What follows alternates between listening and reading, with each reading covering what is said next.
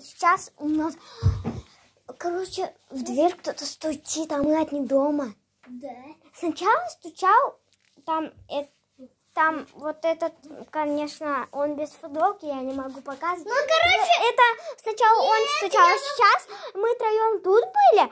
И соседи, походу. Вы неправильно. Тут соседей нету, мы в деревне, дурак. Нет, впервые. В первый раз это не я, а вот во второй это я. Ну да. А в третий... А сейчас это не ты. Мы сейчас куда пошел? Там есть окно, из которого видно, когда стучат. Вот. Ну, это может быть то, что зашли.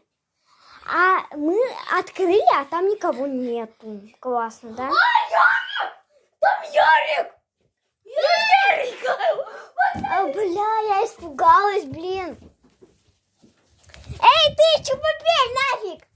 Чё ты стучишься нам? Вот это кто стучался, блин? Я голый. Вы отвлекались? Да. Нет, я не обкидывался. Это я вам стучался. Я через окно тебя увидел такой. А мне похуй, что вы меня увидели. Это же И классно. нахера ты стучался? Ярик. Просто так. И ты к нам придешь сейчас, да? Мы узнали это дело. Хотел попугать. Я только что Ты приехал. сейчас уйдешь, да? Нет, я хотел с вами в прятки поиграть. Просто без телефона. Агенты чисто. Трое агента. Ладно, дело... Ты что испугался, когда я стучался и хотел дверь открыть? Я на 50, вот. Я на 40.